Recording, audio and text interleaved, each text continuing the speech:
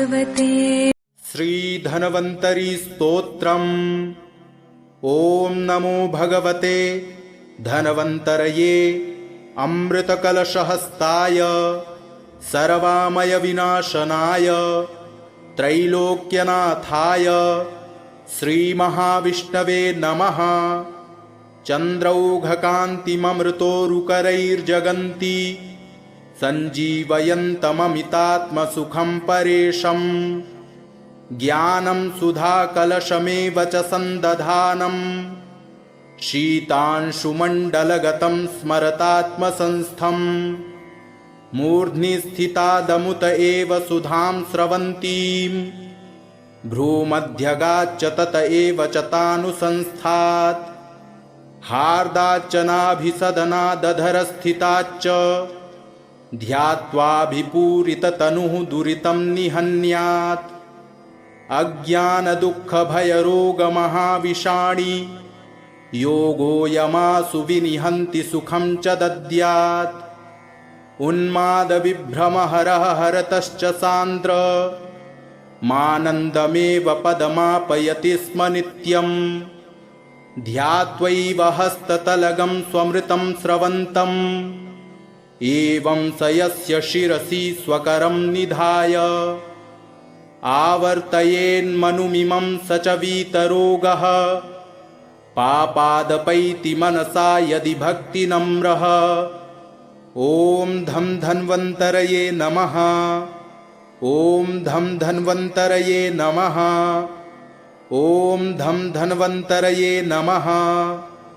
दीर्घपीवरदोर्दण्डः कम्बुग्रीवोरुडेक्षणः श्यामलस्तरुणः स्रग्वी सर्वाभरणभूषितः।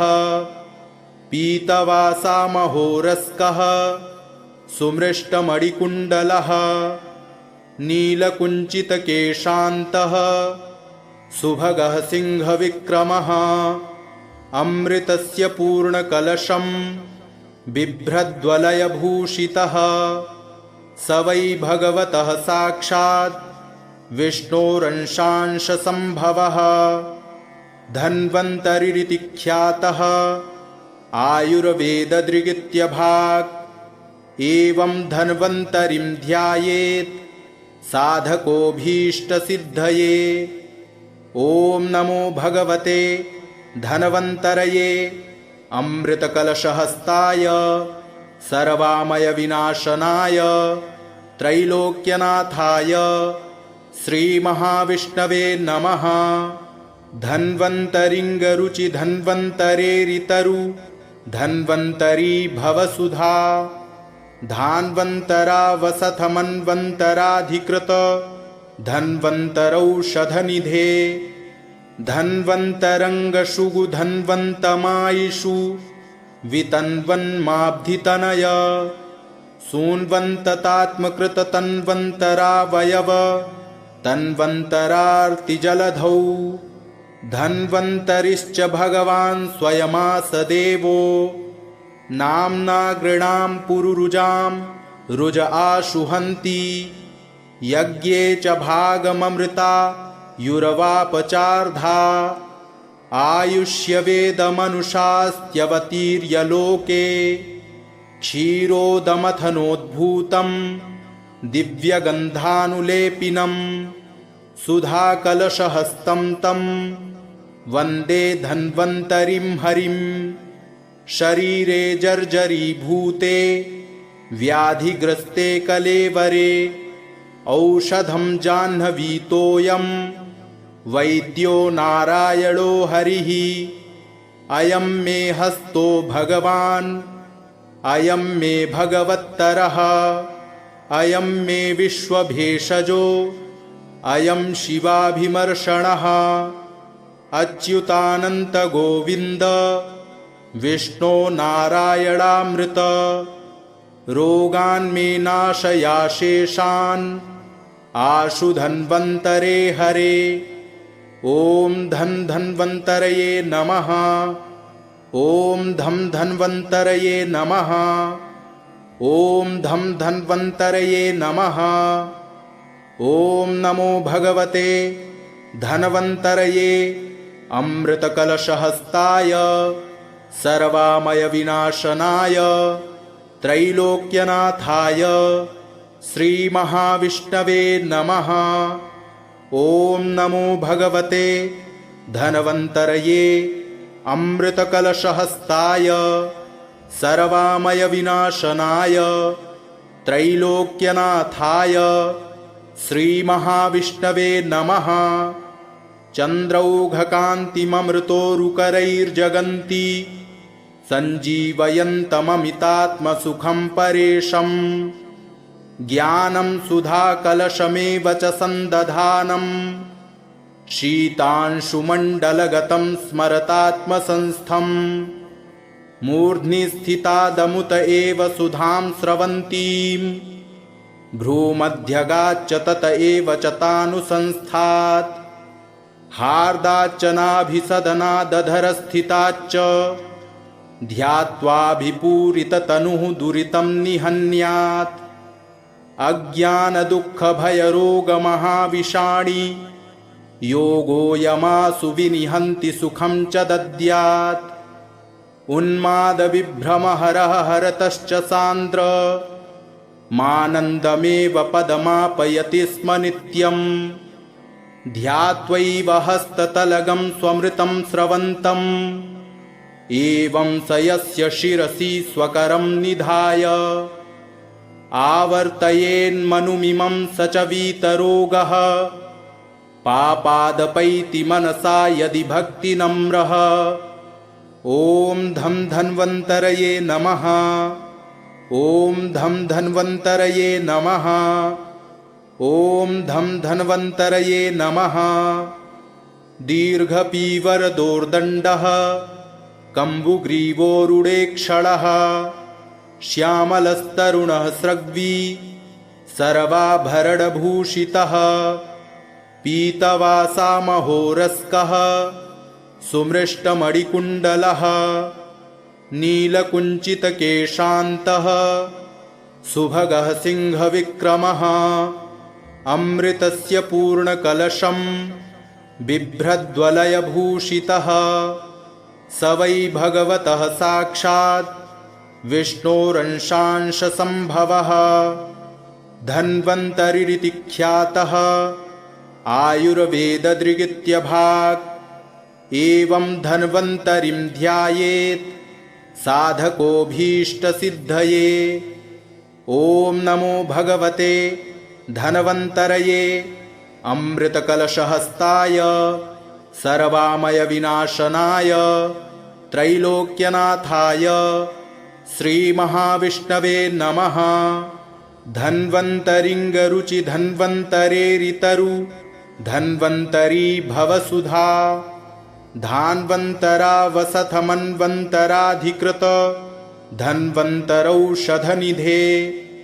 धन्वन्तरङ्गशुगु धन्वन्तमायिषु वितन्वन्माब्धितनय। सून्वन्ततात्मकृत तन्वन्तरावयव तन्वन्तरार्तिजलधौ। धन्वन्तरिश्च भगवान् स्वयमासदेवो। नाम्ना गृणां पुरुरुजां रुज आशुहन्ति। यज्ञे च भागममृता युरवापचार्धा। आयुष्यवेदमनुषास्त्यवतीर्य लोके क्षीरोदमथनोद्भूतं दिव्यगन्धानुलेपिनं। सुधाकलशहस्तं तं वन्दे धन्वन्तरिं हरिं। शरीरे जर्जरीभूते व्याधिग्रस्ते कलेवरे औषधं जाह्नवीतोऽयं वैद्यो नारायणो हरिः। अयं मे हस्तो भगवान् अयं मे भगवत्तरः। अयं मे विश्वभेषजो अयं शिवाभिमर्षणः। अच्युतानन्त गोविन्द विष्णो नारायणामृत। रोगान् मे नाशयाशेषान् आशु धन्वन्तरे हरे। ॐ धन्वन्तरये नमः। ॐ धं धन्वन्तरये नमः। ॐ धं धन्वन्तरये नमः। ॐ नमो भगवते धन्वन्तरये अमृतकलशहस्ताय सर्वामयविनाशनाय त्रैलोक्यनाथाय श्रीमहाविष्णवे नमः। ॐ नमो भगवते धन्वन्तरये अमृतकलशहस्ताय सर्वामयविनाशनाय त्रैलोक्यनाथाय श्रीमहाविष्णवे नमः। चन्द्रौघकान्तिममृतोरुकरैर्जगन्ति सञ्जीवयन्तममितात्मसुखं परेशम्। ज्ञानं सुधाकलशमेव च सन्दधानम् शीतांशुमण्डलगतं स्मरतात्मसंस्थम्। मूर्ध्नि स्थितादमुत एव सुधां स्रवन्तीम् भ्रूमध्यगाच्च तत एव च तानुसंस्थात्। हार्दाच्च नाभिसदनादधरस्थिताच्च ध्यात्वाभिपूरिततनुः दुरितं निहन्यात्। अज्ञानदुःखभयरोगमहाविषाणि योगोऽयमासु विनिहन्ति सुखं च दद्यात्। उन्मादविभ्रमहरः हरतश्च सान्द्र मानन्दमेव पदमापयति स्म नित्यम्। ध्यात्वैव हस्ततलगं स्वमृतं स्रवन्तम् एवं स यस्य शिरसि स्वकरं निधाय आवर्तयेन्मनुमिमं स च वीतरोगः। पापादपैति मनसा यदि भक्तिनम्रः। ॐ धं धन्वन्तरये नमः। ॐ धं धन्वन्तरये नमः। ॐ धं धन्वन्तरये नमः। दीर्घपीवरदोर्दण्डः कम्बुग्रीवोरुडेक्षणः श्यामलस्तरुणः स्रग्वी सर्वाभरणभूषितः। पीतवासामहोरस्कः सुमृष्टमणिकुण्डलः नीलकुञ्चितकेशान्तः सुभगः सिंहविक्रमः। अमृतस्य पूर्णकलशं बिभ्रद्वलयभूषितः स वै भगवतः साक्षात् विष्णोरंशांशसम्भवः। धन्वन्तरिरिति ख्यातः आयुर्वेददृगित्यभाक्। एवं धन्वन्तरिं ध्यायेत् साधकोऽभीष्टसिद्धये। ॐ नमो भगवते धन्वन्तरये अमृतकलशहस्ताय सर्वामयविनाशनाय त्रैलोक्यनाथाय श्रीमहाविष्णवे नमः। धन्वन्तरिङ्गरुचि धन्वन्तरेरितरु धन्वन्तरी भवसुधा। धान्वन्तरावसथमन्वन्तराधिकृत धन्वन्तरौषधनिधे। धन्वन्तरङ्गशुगु धन्वन्तमायिषु वितन्वन्माब्धितनय। सून्वन्ततात्मकृत तन्वन्तरावयव तन्वन्तरार्तिजलधौ। धन्वन्तरिश्च भगवान् स्वयमासदेवो। नाम्ना गृणां पुरुरुजां रुज आशुहन्ति। यज्ञे च भागममृता युरवापचार्धा। आयुष्यवेदमनुषास्त्यवतीर्य लोके क्षीरोदमथनोद्भूतं दिव्यगन्धानुलेपिनं सुधाकलशहस्तं तं वन्दे धन्वन्तरिं हरिं। शरीरे जर्जरीभूते व्याधिग्रस्ते कलेवरे औषधं जाह्नवीतोऽयं वैद्यो नारायणो हरिः। अयं मे हस्तो भगवान् अयं मे भगवत्तरः। अयं मे विश्वभेषजो अयं शिवाभिमर्षणः। अच्युतानन्तगोविन्द विष्णो नारायणामृत। रोगान् मे नाशयाशेषान् आशु धन्वन्तरे हरे। ॐ धन्वन्तरये नमः। ॐ धन्वन्तरये नमः। ॐ धन्वन्तरये नमः। ॐ नमो भगवते धन्वन्तरये अमृतकलशहस्ताय सर्वामयविनाशनाय त्रैलोक्यनाथाय श्रीमहाविष्णवे नमः।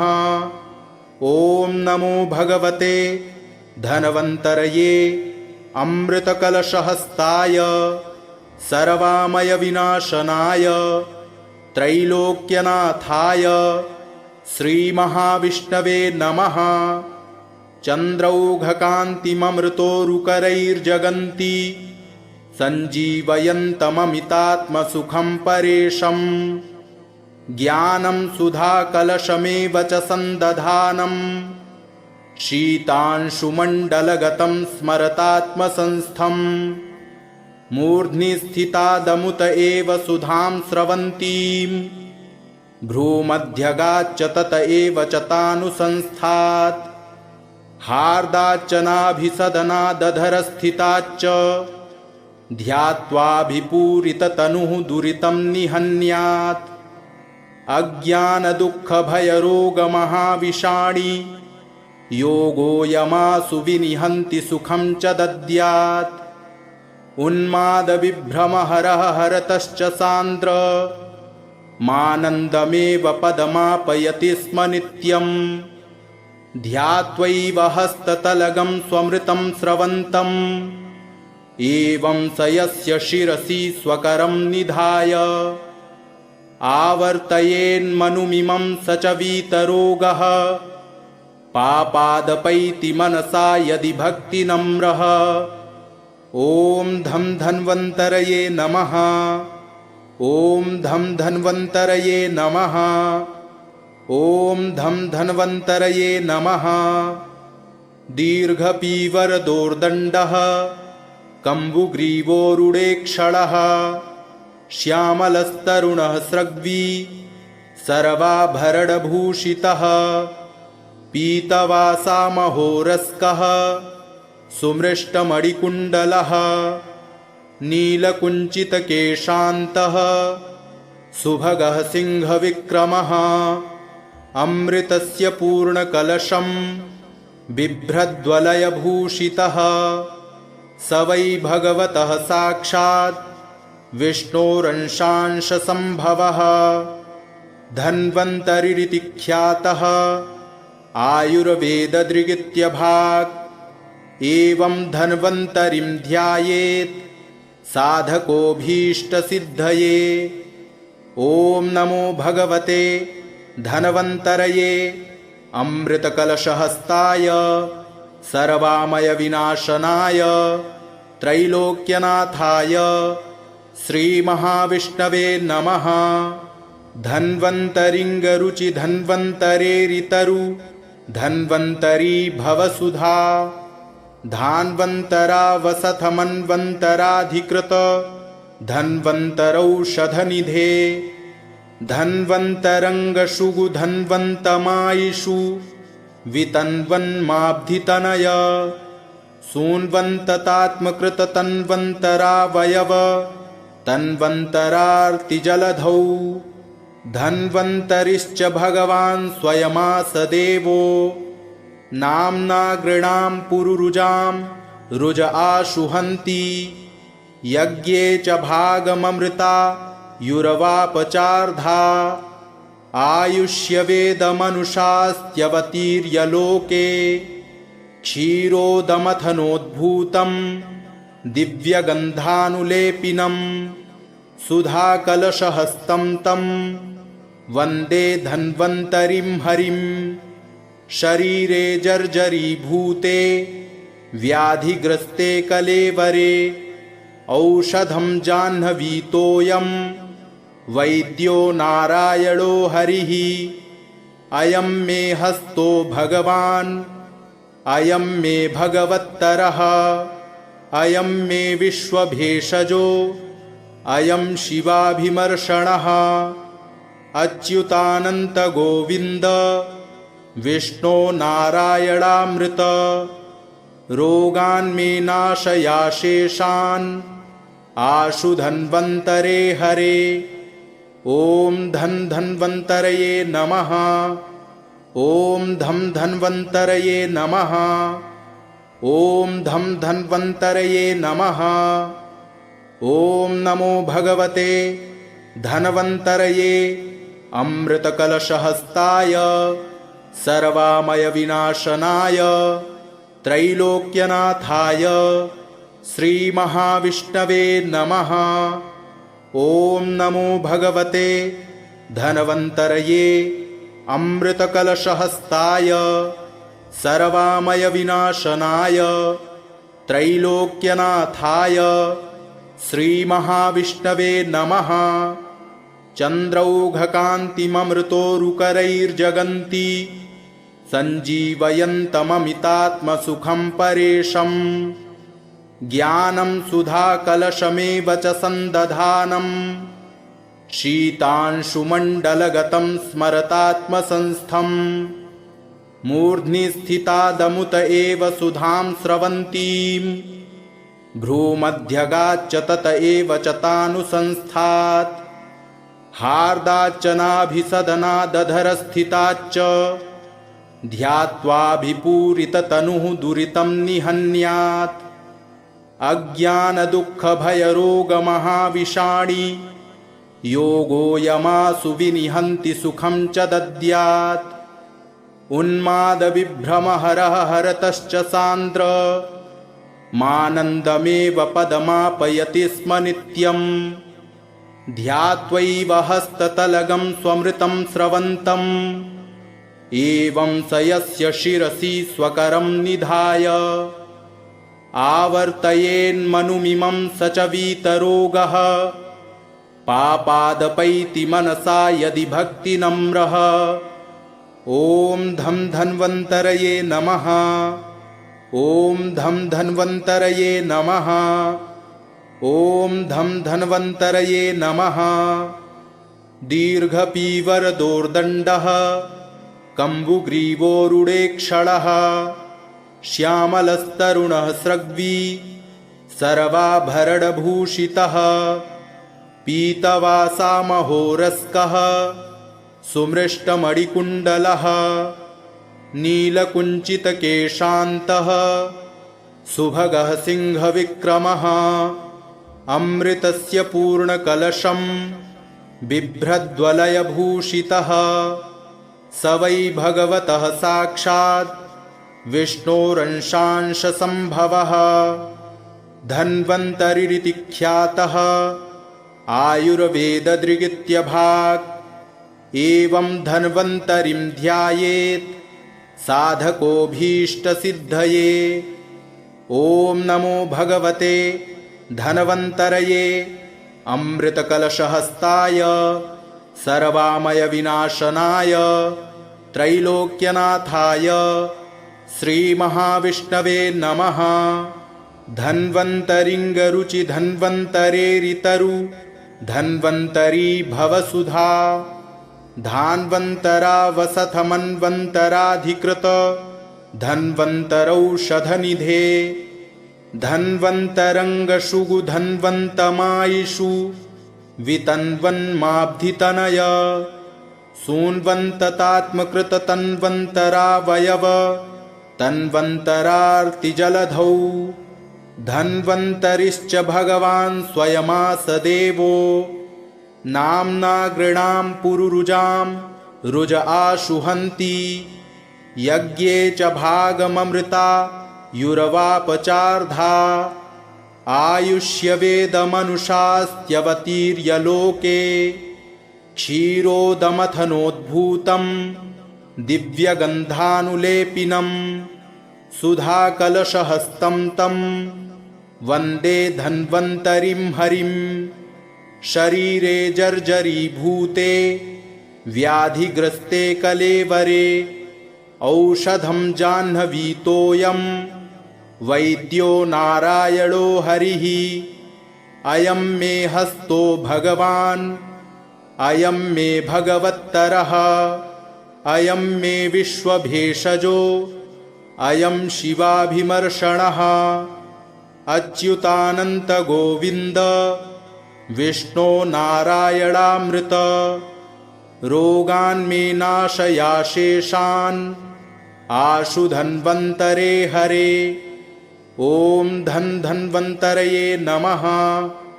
ॐ धं धन्वन्तरये नमः। ॐ धं धन्वन्तरये नमः। ॐ नमो भगवते धन्वन्तरये अमृतकलशहस्ताय सर्वामयविनाशनाय त्रैलोक्यनाथाय श्रीमहाविष्णवे नमः। ॐ नमो भगवते धन्वन्तरये अमृतकलशहस्ताय सर्वामयविनाशनाय त्रैलोक्यनाथाय श्रीमहाविष्णवे नमः।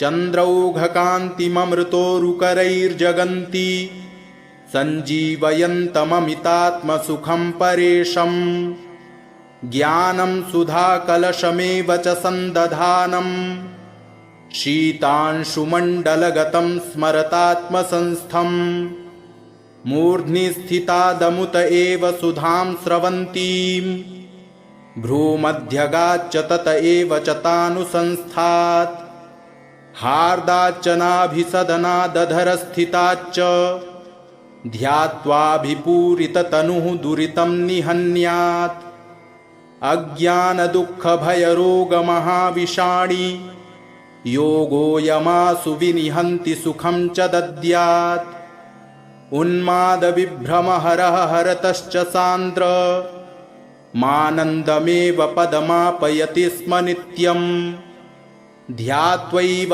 हस्ततलगं स्वमृतं स्रवन्तम् एवं स यस्य शिरसि स्वकरं निधाय आवर्तयेन्मनुमिमं स च वीतरोगः पापादपैति मनसा यदि भक्तिनम्रः।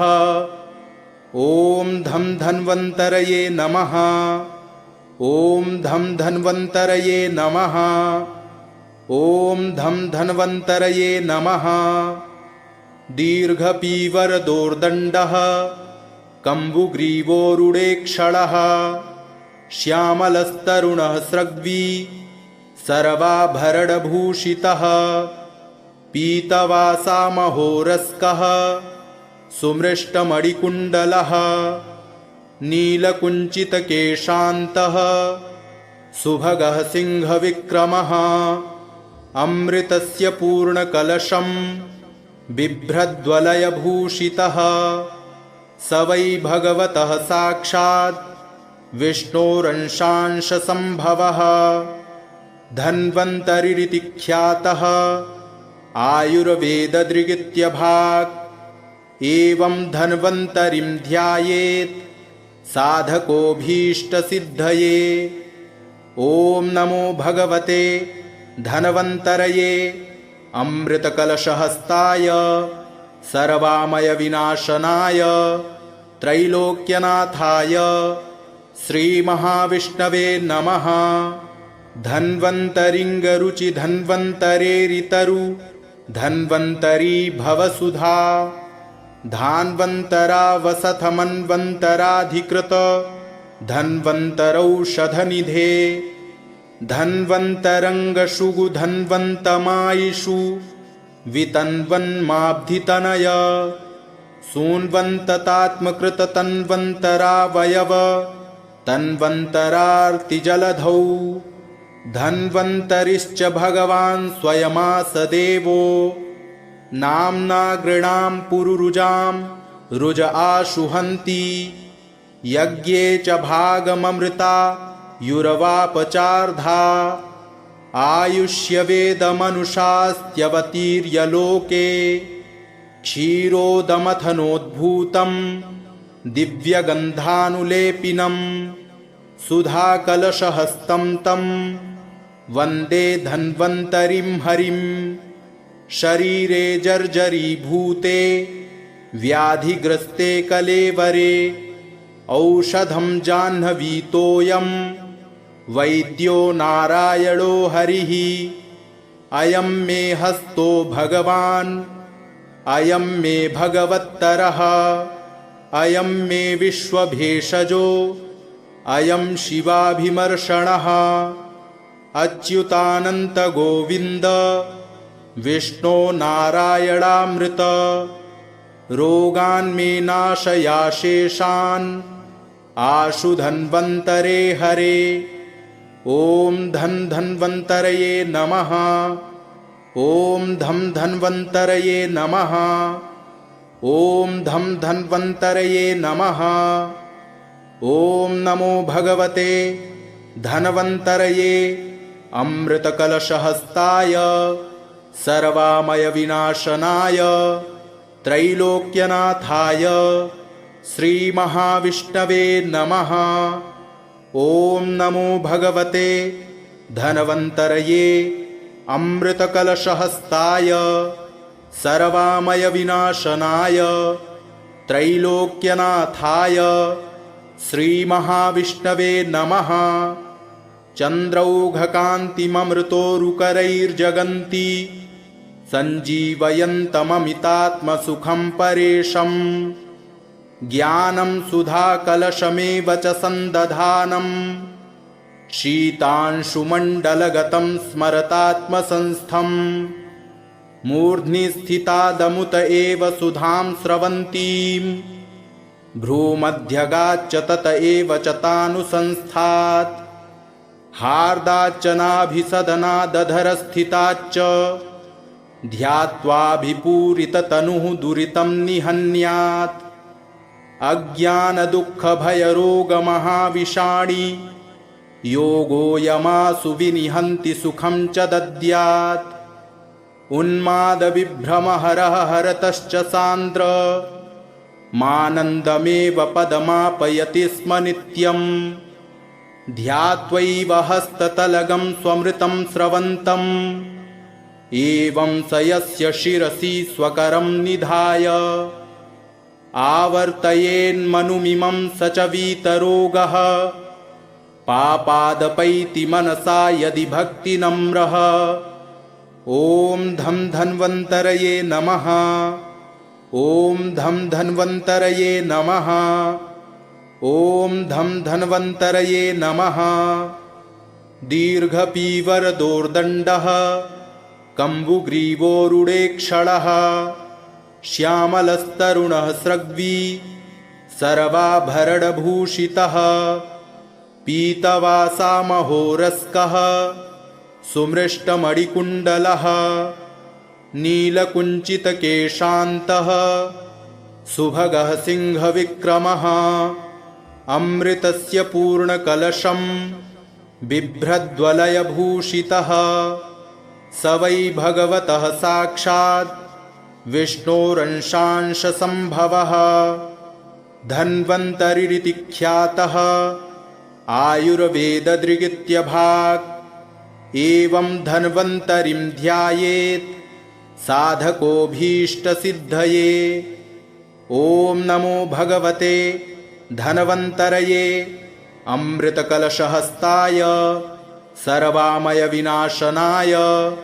त्रैलोक्यनाथाय श्रीमहाविष्णवे नमः धन्वन्तरिङ्गरुचि धन्वन्तरेरितरु धन्वन्तरी भवसुधा धान्वन्तरावसथमन्वन्तराधिकृत धन्वन्तरौषधनिधे धन्वन्तरङ्गशुगु धन्वन्तमायिषु वितन्वन्माब्धितनय सून्वन्ततात्मकृत तन्वन्तरावयव तन्वन्तरार्तिजलधौ धन्वन्तरिश्च भगवान् स्वयमासदेवो नाम्ना गृणां पुरुरुजां रुज आशुहन्ति यज्ञे च भागममृता युरवापचार्धा आयुष्यवेदमनुषास्त्यवतीर्य लोके क्षीरोदमथनोद्भूतं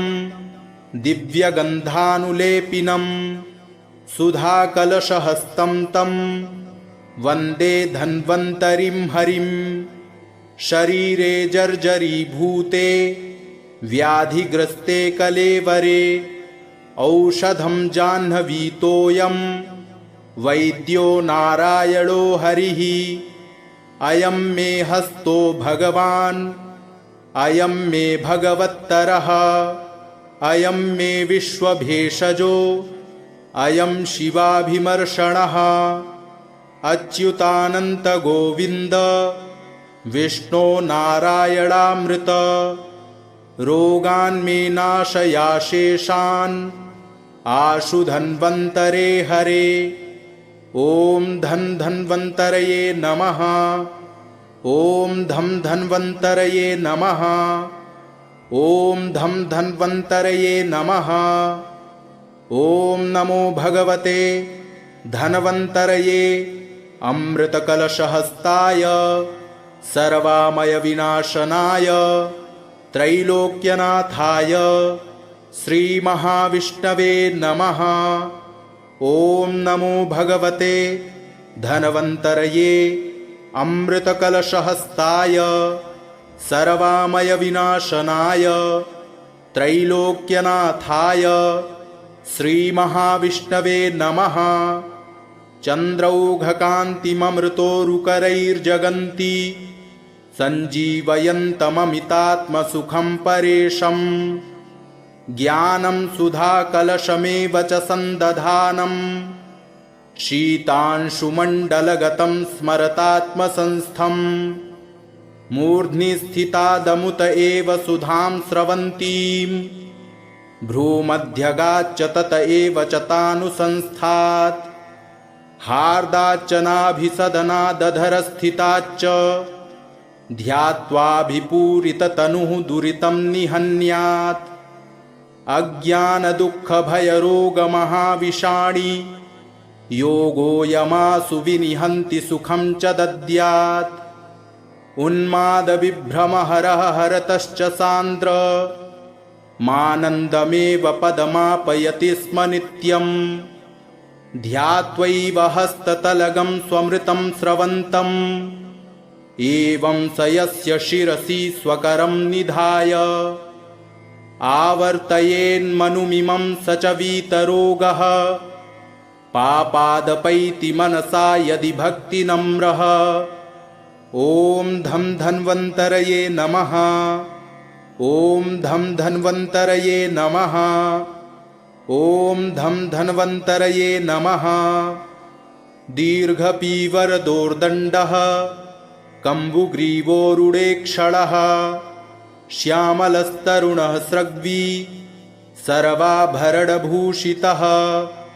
पीतवासामहोरस्कः सुमृष्टमणिकुण्डलः नीलकुञ्चितकेशान्तः सुभगः सिंहविक्रमः। अमृतस्य पूर्णकलशं बिभ्रद्वलयभूषितः स वै भगवतः साक्षात् विष्णोरंशांशसम्भवः। धन्वन्तरिरिति ख्यातः आयुर्वेददृगित्यभाक्। एवं धन्वन्तरिं ध्यायेत् साधकोऽभीष्टसिद्धये। ॐ नमो भगवते धन्वन्तरये अमृतकलशहस्ताय सर्वामयविनाशनाय त्रैलोक्यनाथाय श्रीमहाविष्णवे नमः। धन्वन्तरिङ्गरुचि धन्वन्तरेरितरु धन्वन्तरी भवसुधा। धान्वन्तरावसथमन्वन्तराधिकृत धन्वन्तरौषधनिधे। धन्वन्तरङ्गशुगु धन्वन्तमायिषु वितन्वन्माब्धितनय। सून्वन्ततात्मकृत तन्वन्तरावयव तन्वन्तरार्तिजलधौ। धन्वन्तरिश्च भगवान् स्वयमासदेवो। नाम्ना गृणां पुरुरुजां रुज आशुहन्ति।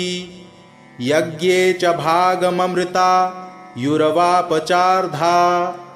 आयुष्यवेदमनुषास्त्यवतीर्य लोके क्षीरोदमथनोद्भूतं दिव्यगन्धानुलेपिनं सुधाकलशहस्तं तं वन्दे धन्वन्तरिं हरिं। शरीरे जर्जरीभूते व्याधिग्रस्ते कलेवरे औषधं जाह्नवीतोऽयं वैद्यो नारायणो हरिः। अयं मे हस्तो भगवान् अयं मे भगवत्तरः अयं मे विश्वभेषजो अयं शिवाभिमर्षणः। अच्युतानन्त गोविन्द विष्णो नारायणामृत रोगान् मे नाशयाशेषान् आशु धन्वन्तरे हरे। ॐ धन्वन्तरये नमः। ॐ धन्वन्तरये नमः। ॐ धन्वन्तरये नमः। ॐ नमो भगवते धन्वन्तरये अमृतकलशहस्ताय सर्वामयविनाशनाय त्रैलोक्यनाथाय श्रीमहाविष्णवे नमः। ॐ नमो भगवते धन्वन्तरये अमृतकलशहस्ताय सर्वामयविनाशनाय त्रैलोक्यनाथाय श्रीमहाविष्णवे नमः। चन्द्रौघकान्तिममृतोरुकरैर्जगन्ति सञ्जीवयन्तममितात्मसुखं परेशम्।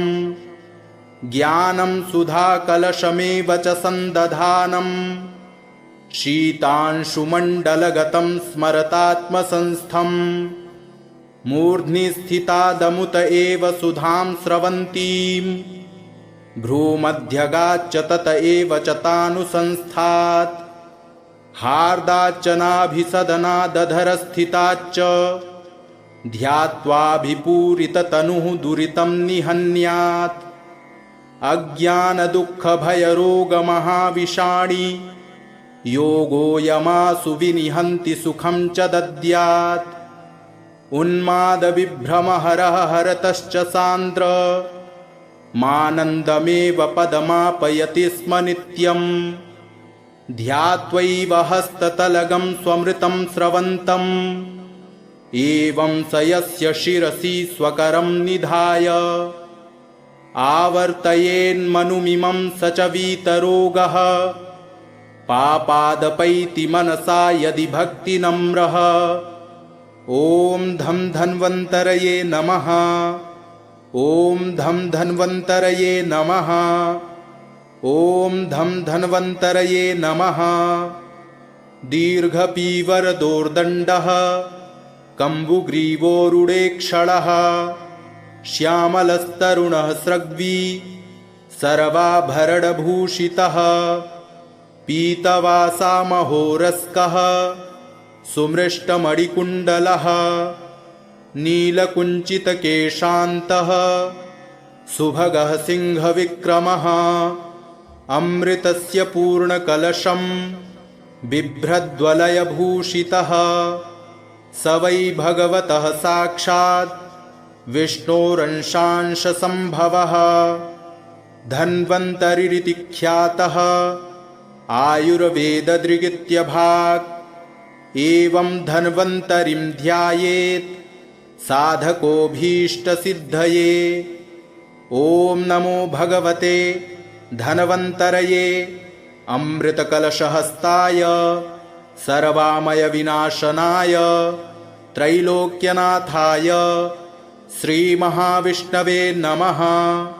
धन्वन्तरिङ्गरुचि धन्वन्तरेरितरु धन्वन्तरी भवसुधा। धान्वन्तरावसथमन्वन्तराधिकृत धन्वन्तरौषधनिधे। धन्वन्तरङ्गशुगु धन्वन्तमायिषु वितन्वन्माब्धितनय।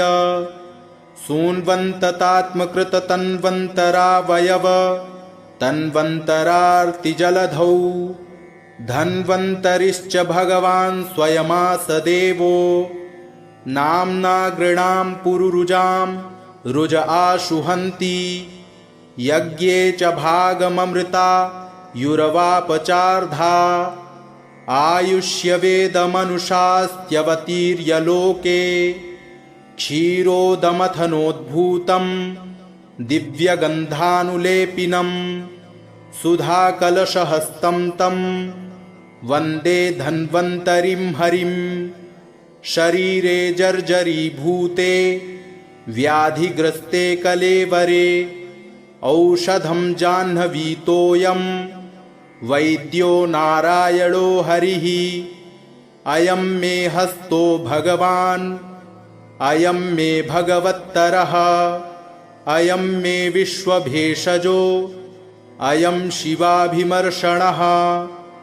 अच्युतानन्त गोविन्द विष्णो नारायणामृत रोगान् मे नाशयाशेषान् आशु धन्वन्तरे हरे ॐ धन्वन्तरये नमः ॐ धन्वन्तरये नमः ॐ धन्वन्तरये नमः ॐ नमो भगवते धन्वन्तरये अमृतकलशहस्ताय सर्वामयविनाशनाय त्रैलोक्यनाथाय श्रीमहाविष्णवे नमः ॐ नमो भगवते धन्वन्तरये अमृतकलशहस्ताय सर्वामयविनाशनाय त्रैलोक्यनाथाय श्रीमहाविष्णवे नमः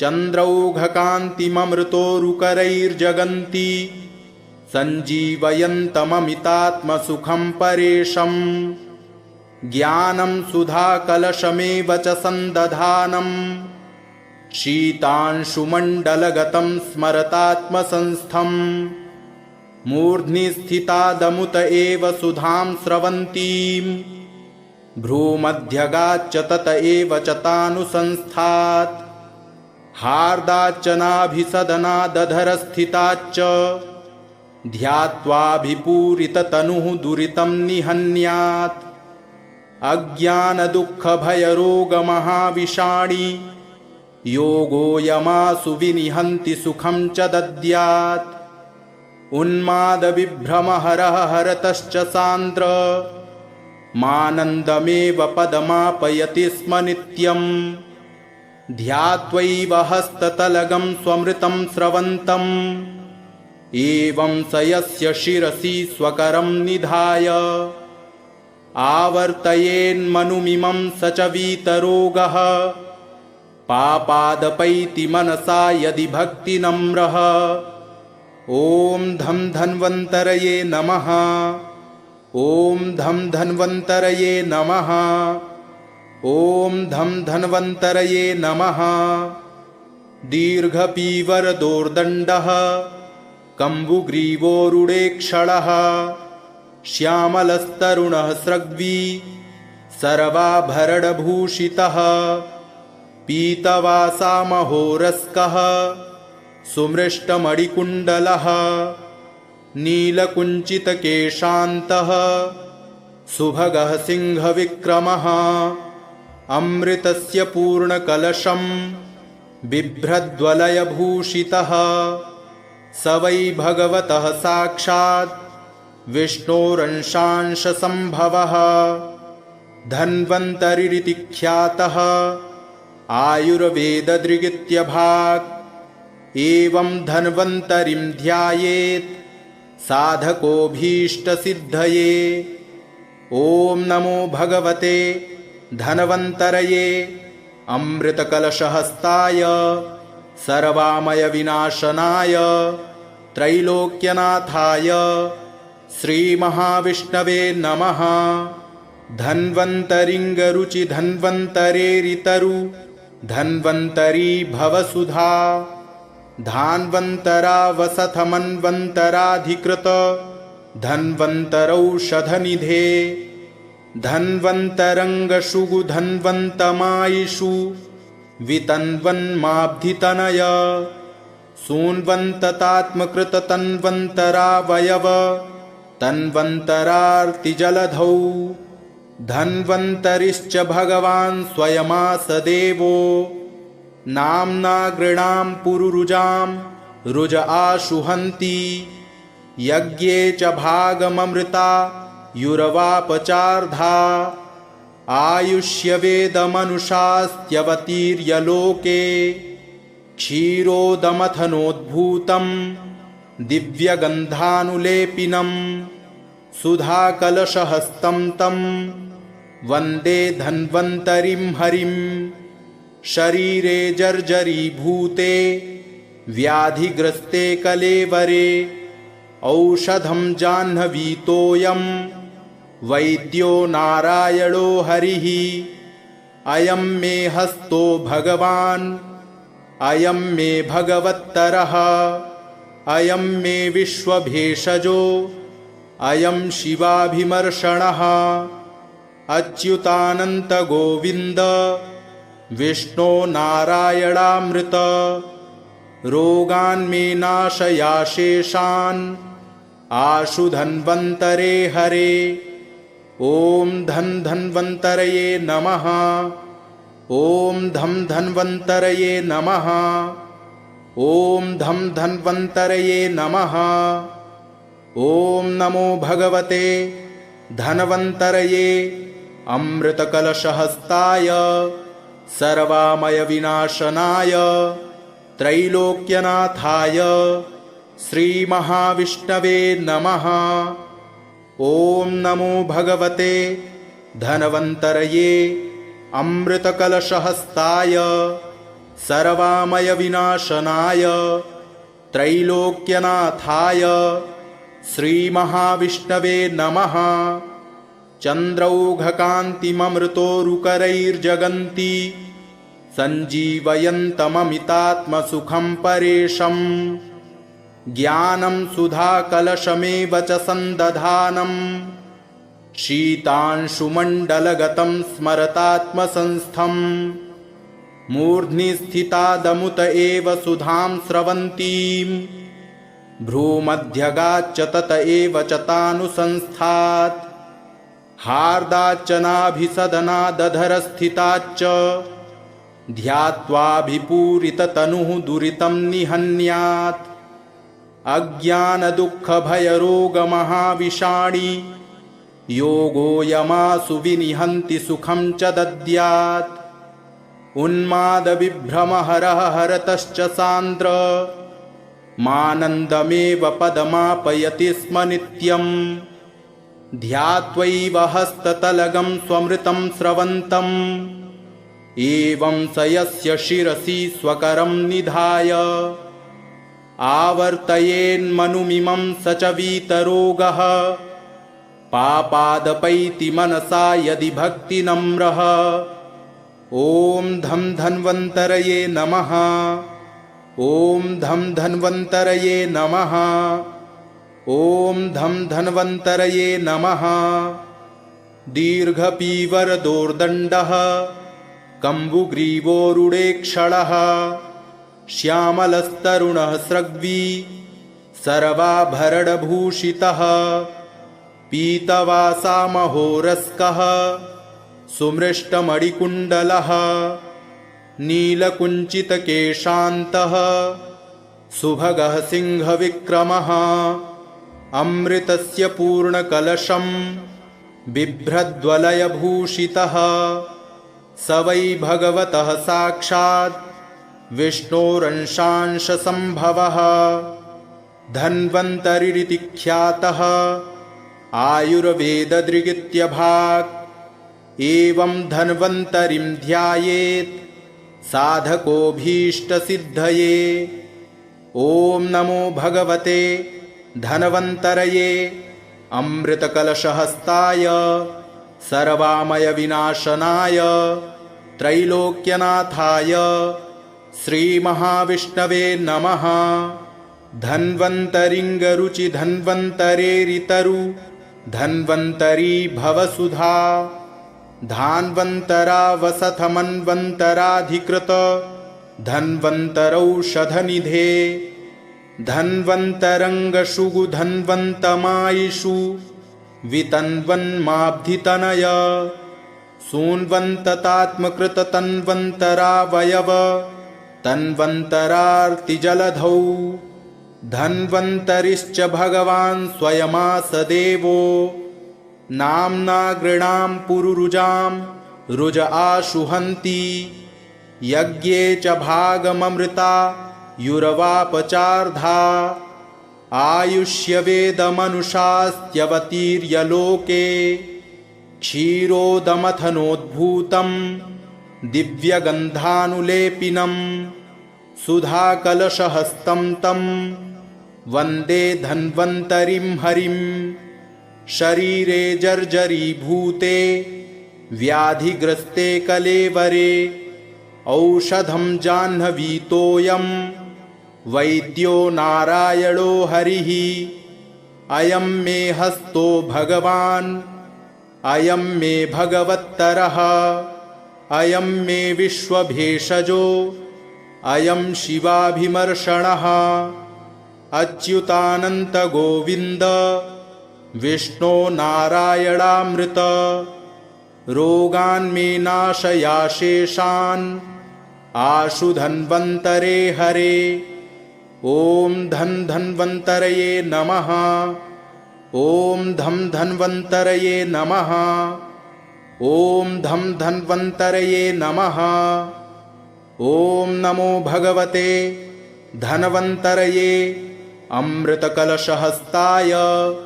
सर्वामयविनाशनाय त्रैलोक्यनाथाय श्रीमहाविष्णवे नमः इति श्रीधन्वन्तरी स्तोत्रम् सम्पूर्णम्।